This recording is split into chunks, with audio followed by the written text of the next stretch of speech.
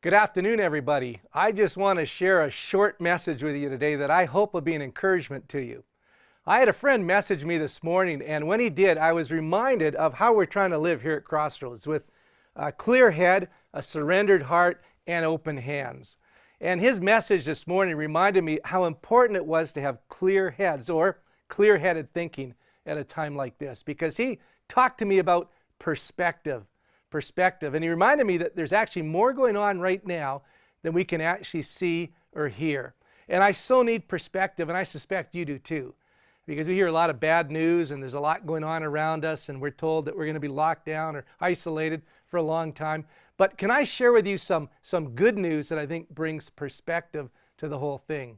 He reminded me that in heaven today, there's just a whole lot of rejoicing going on. I began to think about that, and I thought, you know what? He's right.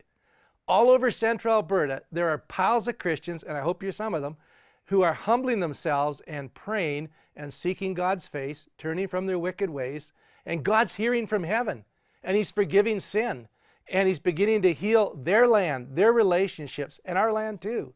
Every time Christians humble themselves before God, there is rejoicing in heaven. And I am so encouraged by many of you that have emailed me and texted me and in one way or another said, you know, I'm taking 2 Chronicles 7:14 really serious. And then there's a lot of people coming to Christ. It doesn't look like it maybe, but there is. Last week we had 2 people accept Christ, a child, an adult. The week before, an adult. And Pastor Ken told me today actually that in a senior's home that he's worked in, there is a lady, a resident there who's a Christ follower who's sharing Christ like unashamedly. And as a result, there's seniors in the home being drawn to Christ. Like, this is amazing stuff. This causes great rejoicing in heaven. There are Christians returning to their first love.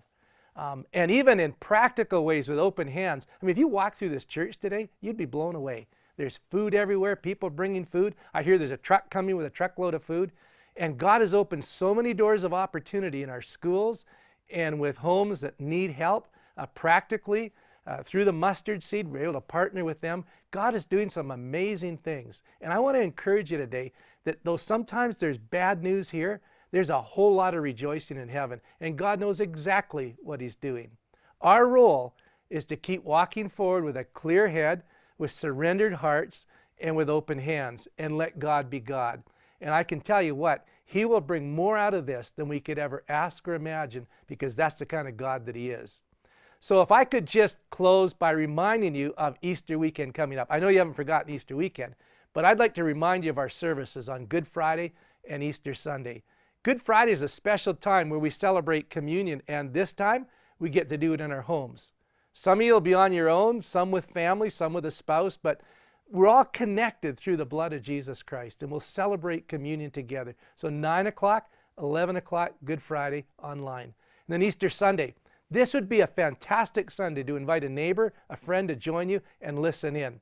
We're going to give hope. We're going to give the good news about Jesus, and we're going to think about Jesus' statement where He said, I am the resurrection and the life. Whoever lives and believes in me will never die. And I look forward this Easter Sunday to the best Easter Sunday ever. So 9 o'clock, 11 o'clock, 6 o'clock. Join us online Easter Sunday, and let's have the best Easter ever.